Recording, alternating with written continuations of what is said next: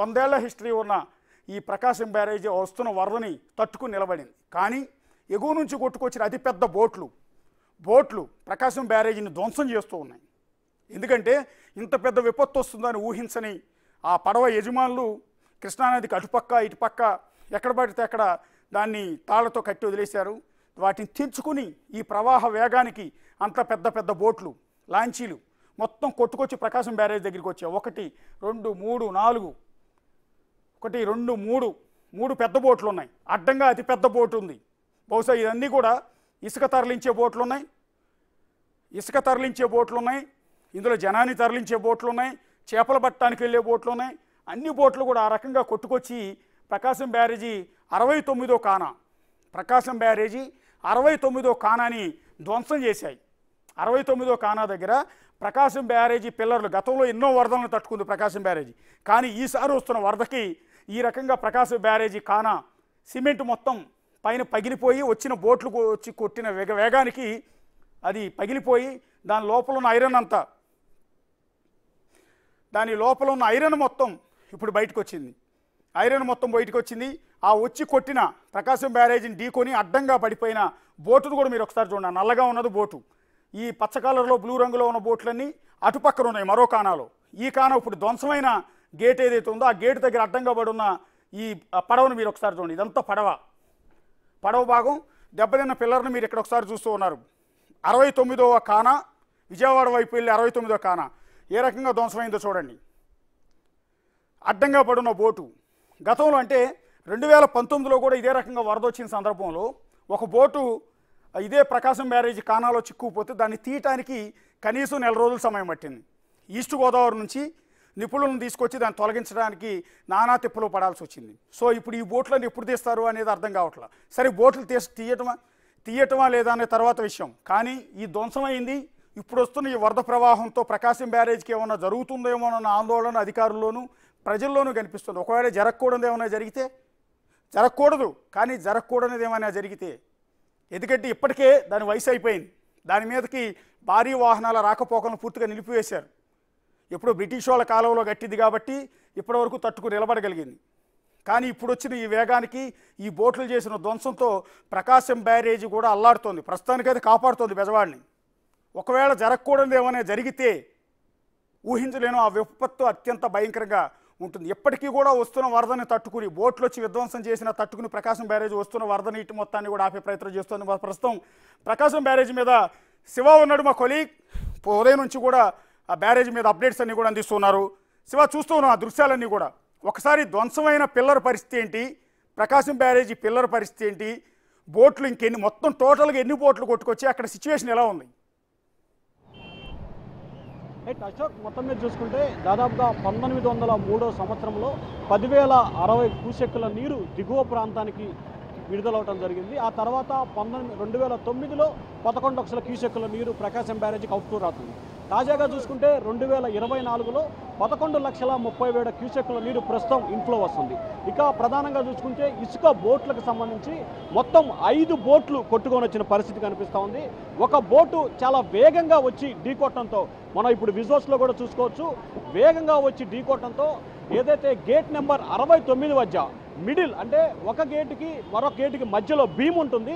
ఆ బీము ఏదైతే ఒక నాటు పడవ వేగంగా వచ్చి అంటే ఇన్ఫ్లో, అంటే దాదాపుగా లక్షల క్యూసెక్కుల నీరు ఇన్ఫ్లో వస్తుంది. చాలా వేగంగా ఫోర్స్గా వస్తుంది. సో ఏ స్థాయిలో అయితే ఫోర్స్ వస్తుందో ఆ స్థాయిగా ఫోర్స్గా వచ్చి ఆ గేటు వెంటనే గేటుని ఢీకొనడంతో మనం ఏదైతే బీమ్ చూస్తున్నామో బీము 2 ముక్కలైపోయిన పరిస్థితి కూడా మనం చూసుకోవచ్చు. ఆ బీముని chain system, hydraulic chain system, అంటే ఏదైతే బ్యారేజీ నిర్మాణం చేపట్టే సమయంలో పిల్లర్లకి అలాగే వీటికి సంబంధించి ఒక హైడ్రాలిక్ చైన్ సిస్టమ్ ఉంటుందో ఆ చైన్ సిస్టాన్ని ఆధారపడి మాత్రమే మనం చూసుకోవచ్చు విజువల్స్లో. ఆ చైన్ సిస్టమ్ ఆధారపడి ఇక్కడ పూర్తి స్థాయిలో పిల్లర్ అనేది 2 ముక్కలైన పరిస్థితి. అంటే దాదాపుగా కింద ఒక హైడ్రాలిక్ టెక్నాలజీ, అంటే వాటర్ వెళ్ళిపోవటానికి గేట్ ఓపెన్ చేయడానికి లాక్ చేయడానికి హైడ్రాలిక్ గేట్ ఒకటి ఉంటుంది. దాన్ని సపోర్ట్గా ఇప్పుడు అక్కడ నిలబడి ఉంది. ఒకసారి అది చూసుకుంటే ఆ గేట్ కనుక సపోర్ట్ చేస్తే సరే, లేకపోతే కనుక అది కిందకి పడితే ఆ ప్రభావం మిగిలిన గేట్లపై, అంటే అటు పక్కన ఉన్న 70, ఇటు పక్కన ఉన్న 68, తద్వారా చివరికి అటు 70 వరకు ఇటు 5-10 వరకు కూడా చేరే అవకాశం ఉంది. ఇది చాలా ప్రమాదకర సూచన అని చెప్పి కూడా నీటిపారుదల అధికారులు అంచనా వేస్తున్నారు. ఏదైతే ప్రకాశం బ్యారేజీకి సంబంధించి కొన్ని సంవత్సరాల కాలంగా ఇసుక తవ్వకాలు చేస్తున్న కొంతమంది వ్యక్తులు వీటన్నిటిని కూడా ఇసుక తవ్వకాలకు వినియోగించే 4 పెద్ద పెద్ద బోట్లు మనం ఇప్పుడు విజువల్స్లో కూడా చూసుకోవచ్చు. పెద్ద పెద్ద బోట్లని ఇసుక కోసం వినియోగిస్తున్నారు. ఆ బోట్లన్నీ కూడా వేగంగా అంటే వాటర్ ఇన్ఫ్లోకి వాళ్ళు ఏదో తాళ్లతోనూ పైపులతో కట్టివేస్తారు. కానీ అవి ఈ వస్తున్న వర్షానికి ఇన్ఫ్లోకి కంట్రోల్ అవ్వక వేగంగా వచ్చి మొత్తం గేట్ల వద్ద గేట్ నెంబర్ 68 వద్ద మొత్తం 3 గేట్లు పైకి కనిపిస్తున్నాయి. కింద అంటే ఆ మూడు బోట్ల కింద మరొక బోట్ అంటే మొత్తం 4 బోట్లు కూడా 68వ గేటు వద్ద అక్కడ కనిపిస్తూ ఉన్నాయి పూర్తి స్థాయిలో. ఒకవైపు వాటర్ కింద నుంచి వెళ్ళే ప్రయత్నం జరుగుతుంది. వాస్తవానికి ప్రస్తుతం 11,36,000 క్యూసెక్కుల నీరు దిగువ ప్రాంతానికి వెళ్తుంటే 11,37,000 క్యూసెక్కుల నీరు దిగువ ప్రాంతానికి వెళ్తుంది. 36 లక్షల ఎగువ ప్రాంతం నుంచి వస్తుంది. సో ఈ గేట్లు కనుక 2 గేట్ల దగ్గర 68, 69 2 గేట్ల వద్ద కనుక ఈ బోట్లు అడ్డుపడకపోతే ఇన్ఫ్లో ఇంకొక దాదాపుగా 38,000 39,000 అంటే 11,40,000 వరకు ఇన్ఫ్లో పెరిగేది. తద్వారా కొంత ఫ్లో తగ్గే అవకాశం ఉంది. కానీ 2 గేట్ల వద్ద భారీ స్థాయిలో ఈ బోట్లు ఉండటం నీరు ఇన్ఫ్లో అవటం తద్వారా డంపింగ్ అవడంతో వాటర్ ఇన్ఫ్లో అంటే అవతల వైపు కూడా అంటే రివర్స్ తన్నే అవకాశాలు కూడా కొంత కనిపిస్తూ ఉన్నాయి. కానీ పూర్తి స్థాయిలో 70 గేట్లు విడుదల చేయడంతో కొంత ఫ్లో తగ్గుతుందని చెప్పుకోవచ్చు. కానీ ఏదైతే ఇప్పుడు జరిగిన ప్రమాదానికి సంబంధించి ఇది చాలా ఎందుకంటే దాదాపుగా 150 సంవత్సరాల సమయంలో నిర్మాణాలు చేపట్టిన ఈ ప్రకాశం బ్యారేజీ కొన్ని లక్షలాది ఎకరాలకి అలాగే కొన్ని లక్షల కోట్ల క్యూసెక్కుల నీరు దిగువ ప్రాంతాలకు అందించింది. వ్యవసాయానికి ముఖ్యంగా చూసుకుంటే గుంటూరు, కృష్ణా, ప్రకాశం జిల్లాలకి వ్యవసాయానికి జీవనాధారంగా ఈ ప్రకాశం బ్యారేజీ ఉంది. సో ఈ బ్యారేజీ ప్రస్తుతం కొంత ప్రమాదకానికి ఏదైతే ఈ పిల్లర్ నెంబర్ 69 వద్ద అంటే గేట్ నెంబర్ 69 వద్ద 2గా బీమ్ చీలిపోవడంతో ఇది చాలా ప్రమాదానికి దారితీస్తుంది. గతంలో ఒక బోట్ అడ్డుపడితేనే దాదాపుగా నెలల సమయం పట్టింది. సో ఇప్పుడు ఈ 5 బోట్లను తీయడానికి ఎంత సమయం పడుతుందో చెప్పలేని పరిస్థితి. ఎందుకంటే వాటర్ ఇన్ఫ్లో చాలా భారీగా వస్తుంది. ఇంకా 5-6 రోజుల సమయం 5-6 రోజుల పాటు ఇదే స్థాయిలో వాటర్ వచ్చే అవకాశం ఉందని చెప్పి అధికారులు అంచనా వేస్తూ ఉన్నారు. సో దాదాపుగా ఈ గేట్లను తీయటానికే దాదాపుగా 2 నుంచి 3 నెలల సమయం పడుతుందని చెప్పి అధికారులు చెప్తా ఉన్నారు. ఆ తర్వాత దీన్ని మరమ్మత్తు చేయాలంటే ఇంకెంత సమయం పడుతుంది? ఎందుకంటే ఎప్పుడో బ్రిటిష్ కాలంలో నిర్మాణం చేపట్టిన ఈ బీము ఇప్పుడు ఒక్కసారిగా 2గా కూలిపోవడంతో దీన్ని ఏ స్థాయిలో మరమ్మతులు చేస్తారు, ప్రస్తుతం ఉన్న టెక్నాలజీని ఏ రకంగా వినియోగించుకోబోతున్నారు అనేది ఇప్పుడు ప్రభుత్వానికి పెను సవాలుగా మారింది. సో మనం ఆ బోటు కూడా చూసుకుంటే చాలా హై బోటు, ఆ బోటు చాలా బలంగా వచ్చినది కూడా కనిపిస్తూ ఉంది. ఎందుకంటే దాదాపుగా పురాతనానికి ఏదైతే ప్రకాశం బ్యారేజ్ ఎంత పురాతనమైందో ఆ బోటు కూడా అదే స్థాయిలో పురాతనమైంది.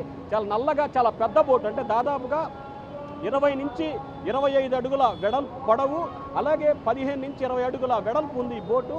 అంటే దాదాపుగా దీంట్లో మనం రఫ్గా అంచనా వేసుకుంటే 3 లారీల ఇసుక పట్టే సామర్థ్యం ఉన్న బోటు వచ్చి వేగంగా ఢీకొందంటే సో దాని ప్రభావంతోనే ఈ బీమ్ కూలిందని చెప్పి కూడా అధికారులు అంచనా వేస్తున్నారు. సో దీనికి సంబంధించి కూడా ఇప్పటికే ప్రభుత్వం అసలు ఎందుకు జరిగింది, ఉదయం పొద్దున్నే 6:30-7 గంటల సమయంలో ఒక బోట్ వచ్చింది, అసలు ఏం జరిగింది ఎలా జరిగింది అని అంచనా వేసేలోపే శరవేగంగా ఊహించని రెప్పపాట్లోనే మరొక 4 బోట్లు వేగంగా రావడంతో దీంట్లో మరేదైనా కారణాలు ఉన్నాయా, లేకపోతే అక్కడ కట్టేసినప్పుడు ఫ్లోకి విడిపోయి వచ్చాయా, లేకపోతే దీంట్లో ఎవరి పాత్ర లేదంటే ఎందుకంటే గతంలో 2-3 సంవత్సరాల క్రితం వరద వచ్చినప్పుడు కూడా బోట్లు చంద్రబాబు నివాసం సమయంలో కూడా అక్కడ బోట్లన్నీ కట్టివేయడంతో వాటర్ ఫ్లో తన్ని చంద్రబాబు నివాసంలోకి వెళ్ళింది. అప్పుడు కూడా కావాలనే చేశారని చెప్పి కూడా టీడీపీ నేతలు ఆరోపణలు చేశారు.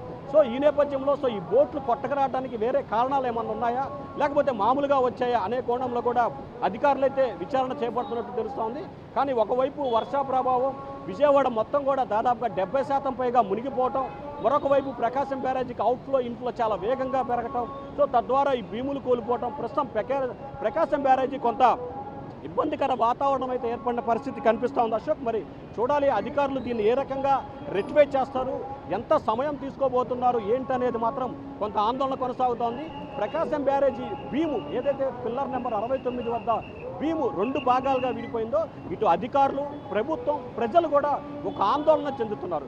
ఎందుకంటే మన బ్రహ్మంగారి కాలజ్ఞానంలో కూడా ఎప్పుడో ప్రకాశం బ్యారేజీ వాటర్ ఇన్ఫ్లో అయ్యి అమ్మవారి ముక్కు పుడక తాకుతుందని, సో అటువంటి విపత్తు ఏమన్నా వస్తుందా అనే భయంలో అయితే ఇటు బెజవాడ, గుంటూరు జిల్లా అంటే 2 ప్రాంతాల ప్రజలైతే ఒక భయంలో ఉన్నారు.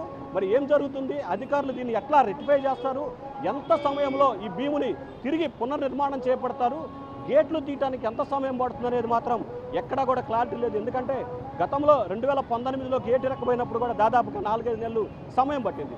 సో ఇప్పుడు ఇన్ని బోట్లు, చాలా పెద్ద బోట్లను తీయడానికి దాదాపుగా 6 నెలల నుంచి సంవత్సరం సమయం పడుతుందేమో అని చెప్పి అధికారులు అంచనా వేస్తా ఉన్నారు. అశోక్, శివ, ఇది చంద్రబాబు నాయుడు గారి దృష్టికి వెళ్ళిందా? ఎందుకంటే ఆయనేమో పాపం సింగనగర్లో రాత్రంతా ప్రజలు ఎక్కడైతే నీళ్లతో మునిగిపోయి ఉన్న కాలనీలు ఉన్నాయో అక్కడ తిరుగుతూ ఉన్నారు.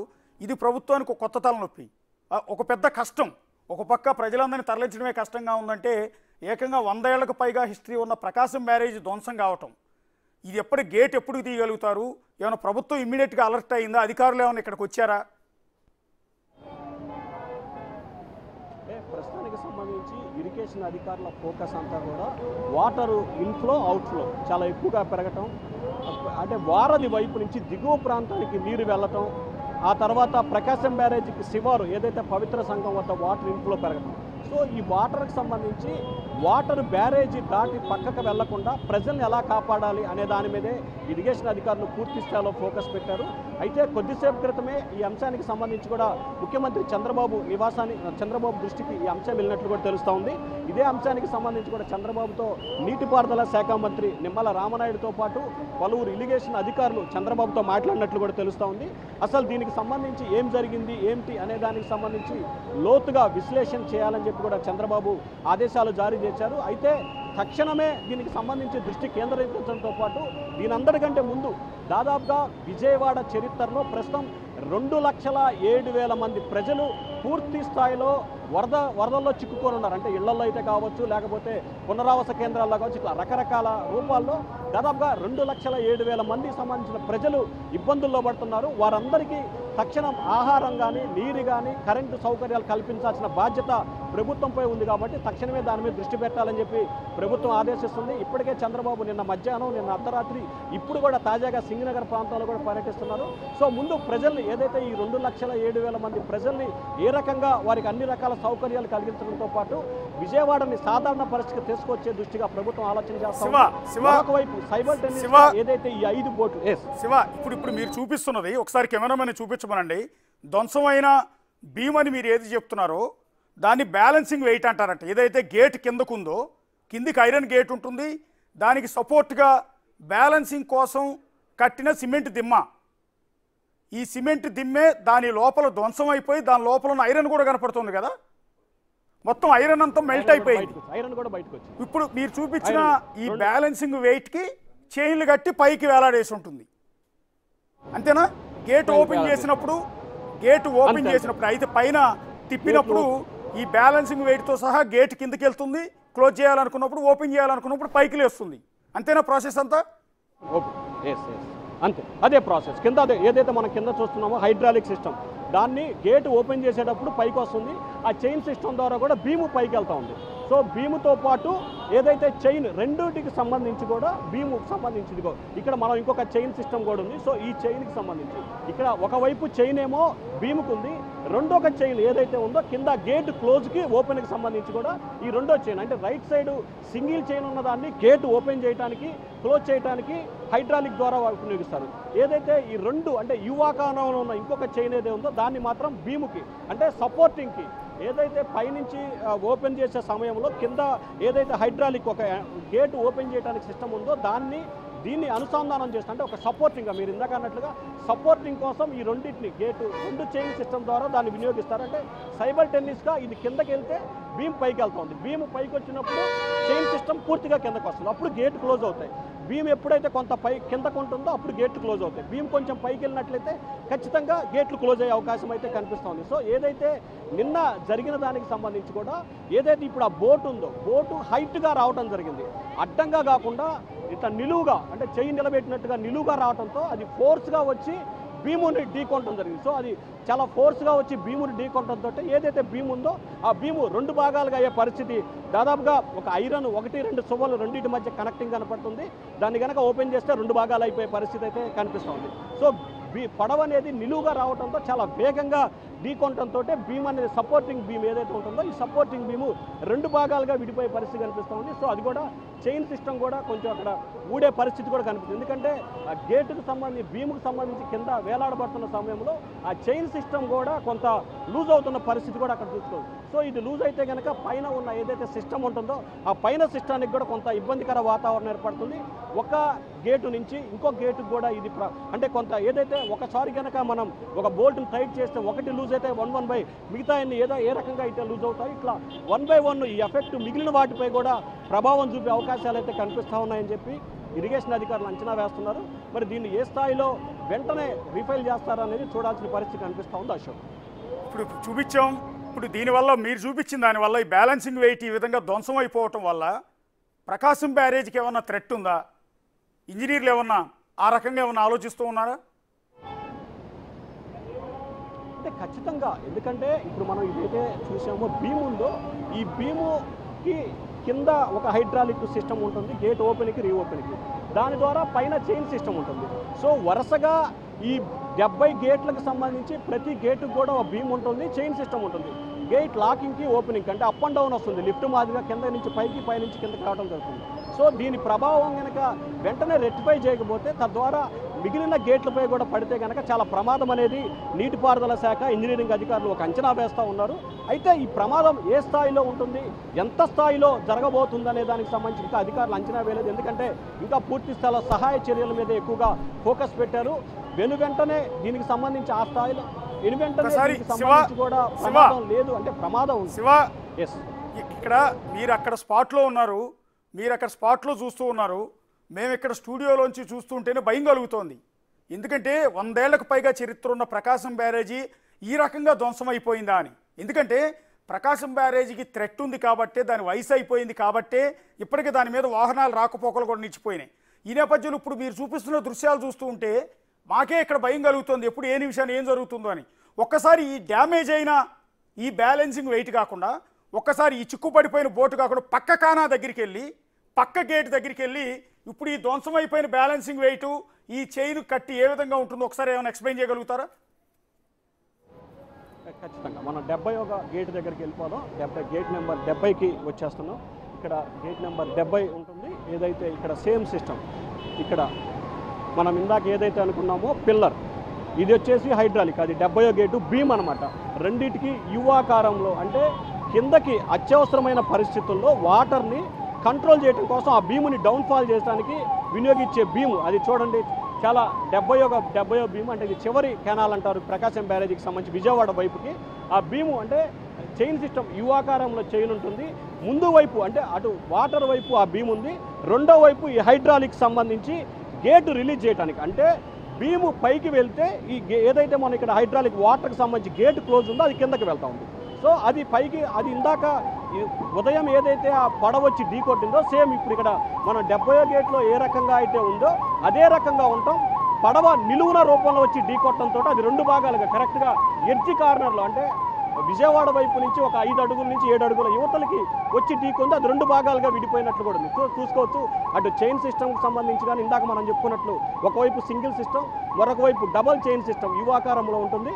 అటుపక్క సైమల్టేనియస్గా అంటే వాటర్కి సంబంధించి అవసరమైతే దాని కింద కెనాల్ లాగా అంటే చైన్స్ లిఫ్ట్ మాదిరిగా కూడా డౌన్ చేసుకునేందుకు కూడా ఏదైతే బీమ్ ఉందో ఆ బీముని సపోర్టింగ్ కోసం డౌన్ చేసుకునేందుకు కూడా చైన్ సిస్టమ్ డౌన్ చేస్తారు. దాన్ని డౌన్ చేస్తారు, తర్వాత ఈ గేట్ ఏదైతే ఉందో దీన్ని డౌన్ చేస్తారు. 2 డౌన్ చేస్తేనే వాటర్ ఇన్ఫ్లో అంటే పైనుంచి ఏదైతే శ్రీశైలం ప్రాజెక్టు, నాగార్జున సాగర్ ప్రాజెక్టు నుంచి కానీ ఇటు పట్టసీమ పోలవరం నుంచి కానీ దిగువ ప్రాంతానికి వరద వచ్చినప్పుడు వీటిని బ్రేక్ చేయడం అంటే ప్రకాశం బ్యారేజ్ ఫుల్ అయిన తర్వాత కిందకు వదులుతారు కాబట్టి ఇక్కడ స్టోరేజ్ చేసి అవసరమైనప్పుడు మాత్రమే ఈ రెండింటిని పైకి లేపడం ద్వారా వాటర్ కిందకి వెళ్ళిపోయే అవకాశం ఉంటుంది. అది ఖచ్చితంగా బీమ్ మనం చూసుకోవచ్చు. అసలు ఇక్కడ ఏ స్థాయిలో ఉందో దాదాపుగా 4 నుంచి 5 అడుగుల వెడల్పు, దాదాపుగా 30 నుంచి 30 అడుగుల పొడవు కూడా ఉన్న పరిస్థితి. అంటే చాలా స్ట్రాంగ్గా ఉంది. కొన్ని వందల అంటే దాదాపుగా 130-140 సంవత్సరాల క్రితం నిర్మాణం చేపట్టినా కానీ ఇంకా చాలా స్ట్రాంగ్గా ఉంది. కానీ ఆ బోటు కూడా అంతకంటే స్ట్రాంగ్గా ఉన్నది కాబట్టి దీన్ని ఢీకొట్టడం వెంటనే అది 2 ముక్కలైన పరిస్థితి కూడా దాదాపుగా అంటే కేవలం ఒక ఇనప సోము మాత్రమే 2 వైపుల నుంచి కంట్రోల్ చేస్తూ ఉంది. సో కంట్రోల్ చేయడం మూలంగానే అది కొంత ఆగింది. ఖచ్చితంగా అధికారులు దాన్ని మరమ్మతులు చేయడానికి తీసేస్తే కనుక 2 భాగాలుగా విడిపోయే అవకాశం అయితే ఎక్కువగా కనిపిస్తూ ఉంది. సో మనం చూసాం గేట్ నెంబర్ 70కి బీమ్ ఏ రకంగా ఉంది. శివ ఇప్పుడు మీరు చూపించారు డబుల్ చైన్ కట్టుంది, డబుల్ చైన్ కట్టి కిందది బీము లాగా అడ్డంగా వేలాడుతోంది. ఇప్పుడు అదే బీము పక్క గేటుకి పూర్తిగా ధ్వంసమైంది అంతేనా? ఒకసారి అర్థం కావడానికి చూపించండి. బీమ్ ఏదైతే మనం ఇప్పుడు చూసుకుంటున్నామో విజువల్స్లో ఇప్పుడు మనం బీమ్ ఏదైతే చూస్తున్నామో ఆ బీమ్ అనేది ఇప్పుడు 69వ బీమ్లో 69లో 2 భాగాలుగా విడిపోయింది. సో ఇది సపోర్టింగ్ అటు చైన్ సిస్టమ్తో కూడుకొని ఉంటుంది. అక్కడ చైన్ సిస్టమ్తో పాటు యు ఆకారంలో ఒక చైన్ సిస్టమ్ ఉంటుంది. దాన్ని డౌన్ చేసుకోవడం కోసం, అప్ చేసుకోవడం కోసం, అంటే లిఫ్ట్ మాదిరిగా చైన్ ఏదైతే లిఫ్ట్కి అప్ అండ్ డౌన్ కోసం వినియోగిస్తారో అదే స్థాయిలో ఈ బీముకు సంబంధించి కూడా అదే రకంగా వినియోగిస్తారు. సో దానికి సంబంధించి కూడా సో ఇక్కడ ఈ రకంగా ఉంది. సో మనం ఒకసారి ఇప్పుడు ఎలా ఉందో అక్కడ ఒకసారి కూలిపోయిన దగ్గరికి, అంటే విరిగిపోయిన దగ్గరికి మనం వెళ్ళే ప్రయత్నం చేద్దాం. ఇప్పుడు ఇక్కడ ఎలా ఉందో మనం చూసాము. సో ఇప్పుడు మళ్ళీ అది ఎక్కడ ఎలా ఉందో, అంటే 69లో ఏ రకంగా ఉందో మనం చూపించే ప్రయత్నం చేద్దాం. ఇదిగో ఇప్పుడు మనం 70లో అంటే ఏ రకంగా నిర్మాణంలో ఉన్నదో, ఏ రకంగా గతంలో ఉందో చూసుకున్నాం. ఇప్పుడు 69లో ఏ రకంగా ఉందంటే 2గా చీలిపోయింది. మనం స్పష్టంగా చూసుకోవచ్చు. ఆ చివరి నుంచి దాదాపుగా 4 నుంచి 5 అడుగుల పాటు యువతలకు వచ్చింది.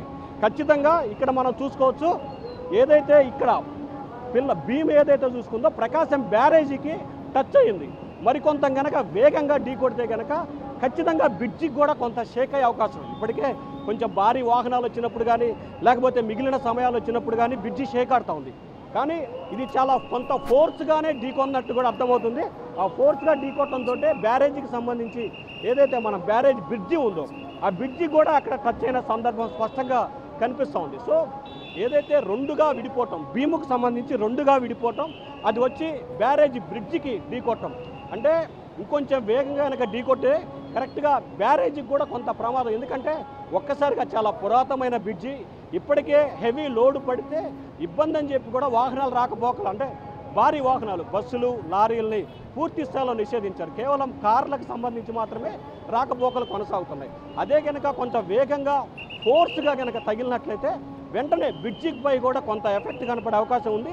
ఎందుకంటే ఇప్పుడు బ్రిడ్జికి లింక్ అయిన సపోర్ట్ కూడా అక్కడ కనిపిస్తూ ఉంది. ఒకవైపు బోటు, మరొక వైపు బీము, దాని కింద ఏదైతే గేట్ కోసం వినియోగిస్తున్న హైడ్రాలిక్ గేట్, ఇట్లా సైబల్టేనియస్గా ఒకదానికి ఒకటి లింకప్ అయి ఉండటం మూలంగానే సో ఈ ప్రమాదం అనేది సంభవించింది. ఖచ్చితంగా తద్వారా ఇది బ్యారేజీకి సంబంధించి ఏదైతే బ్రిడ్జి ఉందో ఈ బ్రిడ్జికి కూడా కొంత ప్రమాదకరంగా కూడా అధికారులు అయితే అంచనా వేస్తున్నారు. ఇక్కడ మనం చూసుకోవచ్చు, ఇక్కడ బ్రిడ్జి ఏదైతే ఉందో అది జరిగిన తర్వాత ఇక్కడ కొంత ఏదైతే సిమెంట్తో ఇవన్నీ కూడా స్టైబల్స్ ఉంటాయి. కానీ ఇప్పుడు చూడొచ్చు ఇవన్నీ కూడా షేక్ ఆడుతున్నాయి. ఇక్కడ కాలుతో కనుక కదిలించినట్లయితే షేక్ ఆడుతున్నాయి ఇక్కడ. సో కానీ ఎందుకంటే ఫోర్స్గా వాస్తవానికి ఇది ఇలా ఉంటాయి బ్రిడ్జిలన్నీ కూడా పూర్తి స్థాయిలో ఏదైతే ఈ బ్రిడ్జికి సంబంధించి సిమెంట్తో నిర్మాణం చేయించి ఈ స్థాయిలో ఇక్కడ ఇలా ఉంటాయి. కానీ ఏదైతే పొద్దున కరెక్ట్గా అట్నుంచి వచ్చి ఇక్కడ ఢీకొనడంతో ఇదంతా కూడా సిమెంట్ వెళ్ళిపోవటం, కొంత గ్యాప్ ఏర్పడిన పరిస్థితి కూడా మనం ప్రత్యేకంగా చూసుకోవచ్చు. సో మొత్తం మీద చూసుకుంటే ఒక బీముని పగడవ వేగంగా వచ్చి ఢీకొనడంతో ఇటు బ్రిడ్జికి, ఇటు అలాగే హైడ్రాలిక్ గేట్ సిస్టానికి, ఇటు టోటల్ ప్రాజెక్ట్కి కొంత ఇబ్బందికర వాతావరణం అయితే స్పష్టంగా కనిపిస్తుంది. ఏ స్థాయిలో నష్టం శివ, ఇప్పుడు బ్యాలెన్సింగ్ వెయిట్ అంటే సిమెంట్ దిమ్మ ఏ రకంగా ధ్వంసమైంది అనేది మీరు క్లియర్ కట్గా ఎక్స్ప్లెయిన్ చేశారు. పక్క గేట్లో అసలు వాస్తవానికి ఆ దిమ్మ ఎలా ఉంది, ధ్వంసమైంది ఎలా ఉంది అనేది రెండు కంపేర్ చేసి కూడా అద్భుతంగా ప్రయోగం చేశారు. అయితే ఇప్పుడు అడుగున ఉన్న ఐరన్ గేట్ ఏదైతే ఉందో ఐరన్ గేట్ సేఫ్గానే ఉందా, అది కూడా డ్యామేజ్ అయిందా? అంటే మనం ఖచ్చితంగా చూసుకోవచ్చు ఏదైతే ఈ బీమ్ ఉందో ఈ బీమ్ కూడా ఐరన్ గేట్ సపోర్ట్తోనే ఆగిపోయింది. సో ఆ బీము చైన్ సిస్టమ్, ఇక్కడ ఇందాక మనం యువాకారంలో చైన్ సిస్టమ్ ఉందో ఆ చైన్ సిస్టమ్ కొంత బీముని కాపాడుతుంది.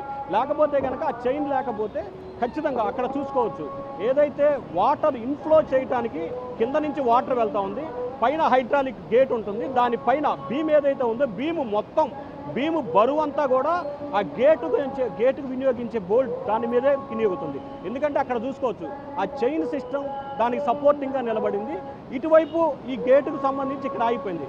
ఖచ్చితంగా ఆ చైన్ సిస్టమ్ కనుక ఎప్పుడైతే బరువు కనుక అంటే మొయ్యలేని బరువు ఎప్పుడైతే వస్తుందో ఖచ్చితంగా తద్వారా ఆ చైన్ పై కూడా కొంత ప్రభావం చూపితే ఎమ్మటే బీమ్ అంతా కూడా ఈ గేటు పైన పడుతుంది. సో అప్పుడు టోటల్ గేటు ఏదైతే ఆ గేటుకు సంబంధించి టోటల్ గేట్ మొత్తం మీద కూడా పడే అవకాశం కనిపిస్తూ ఉంది. సో ఆ గేట్ మీద ఆ ప్రభావం కనుక ఎక్కువగా పనిచేస్తే కొంత ఇబ్బందికర వాతావరణం ఏర్పడుతుంది. సో మనం విజువల్స్లో చూసుకోవచ్చు. ఒకసారి శివ పక్క బోట్లు కదులుతున్నాయి, ఎందుకు ఒకసారి చూపించండి. పక్క కానా నుంచి పక్క బోట్లన్నీ కూడా కదులుతున్నాయి, బాగా బోట్లు మొత్తం ఎగిరిపోతుంది, బాగా ఎగిరిపోతూ ఉంది. ఫ్లో ఎక్కువ, వాటర్ ఫ్లో ఎక్కువగా పెరుగుతూ ఉంది. వాటర్కి సంబంధించి ఇందాక 3 సీరియల్గా ఉన్నాయి, ఇప్పుడు మనం చూసుకోవచ్చు ఒకటికి చాలా గ్యాప్ కూడా వచ్చిన పరిస్థితి కనిపిస్తూ ఉంది. 3 గేట్లు, ఇందాక 3 గేట్లు 68 దగ్గరే ఉన్నాయి, కానీ ఇప్పుడు ఇంకొక బోటు 67 దగ్గరికి కూడా వెళ్ళిపోయింది. ఎందుకంటే ఇందాక కేవలం 3 బోట్లు కూడా 68 వాడు ఒకదాని వెనక పక్కనే ఉన్నాయి, కానీ ఇప్పుడు 67 కానాల దగ్గర నుంచి 66కు కూడా చేరుకుంది. ఒక బోట్ 66కి చేరుకుంది. ఇందాక 68 దగ్గరే 3 ఉంటే ఇప్పుడు ఈ బోటు, ఇప్పుడు మనం విజువల్స్లో ఏదైతే చూస్తున్నామో ఈ బోటు 67కి 66కి లింకప్ అయింది. రెండింటికి సంబంధించి అడ్డంగా చూడొచ్చు మనం బోటు ఏ స్థాయిలో ఎంత పెద్దగా ఉందో. సో ఇది ఎంత ఫోర్స్గా వచ్చి కొడితే ఖచ్చితంగా ఆ భీముకి తగిలిందో అంచనా వేసుకోవచ్చు. మరొక వైపు అటువైపు కూడా మరో గేట్ నెంబర్ 65కి కూడా 66, 67, 68, 69 మొత్తం 4గిటిపై కూడా ఈ ప్రభావం చూపే అవకాశం కనిపిస్తూ ఉంది. ఇదిగో మళ్ళీ ఇక్కడ గేట్ నెంబర్ 65, పిల్లర్ నెంబర్ 65 దగ్గరికి కూడా మొత్తం వచ్చి పూర్తి స్థాయిలో ఏదైతే ఆ వాటర్కి సంబంధించి అంటే ఒక రకంగా గేటు తిరగటం మూలంగా పిల్లర్కి స్ట్రైట్గా వచ్చింది, వాటర్ మాత్రం చాలా కిందకి వెళ్ళిపోవడానికి స్పష్టంగా కూడా అవకాశం కనిపిస్తుంది. ఎందుకంటే వాటర్ ఇన్ఫ్లో ఒకవైపు గాలి రెండూ చేరుకోవడంతో బోట్లు కూడా చెల్లాచెదురైన పరిస్థితి.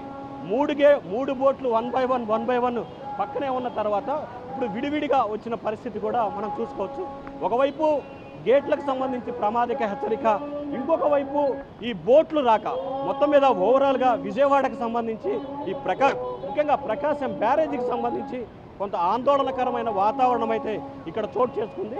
మరి దీన్ని ఏ రకంగా విత్పన్నం చేస్తారో మనం ఇందాక గేట్ నెంబర్ 70లో చూసాము, భీము పైన ఉంది, కానీ ఇక్కడ గేట్ నెంబర్ 67కి వస్తే భీము చూసుకోవచ్చు. అక్కడ భీము, ఇక్కడ వాటరు ఇన్ఫ్లో మూలంగా గేటు అలాగే భీము రెండు కూడా సమాంతరంగా ఉన్న పరిస్థితిని కూడా మనం చూసుకోవచ్చు. అక్కడ భీముకు సంబంధించి కొంత భీము కరెక్ట్గా ఇక్కడ డౌన్ అయింది, గేటు పైకి లేచింది. భీము డౌన్లో ఉంది, గేటు పైకి లేచింది. సో అక్కడ గేటు హై డౌన్లో ఉంది, భీమ్ పైకి లేచింది. కూలిపోయిన దగ్గర ఏదైతే భీమ్ వచ్చి గేటు మీద పడింది.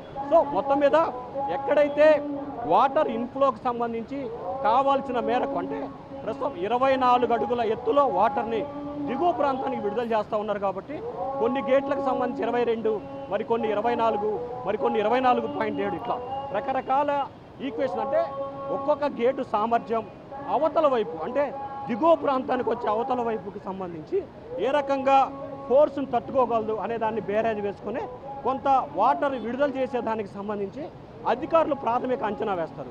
సో అధికారులు వేసిన ప్రాథమిక అంచనాన్ని బేస్ చేసుకున్నట్లయితేనే ఖచ్చితంగా ఆయా స్థాయికి సంబంధించి వాటరు విడుదలయ్యే అవకాశం.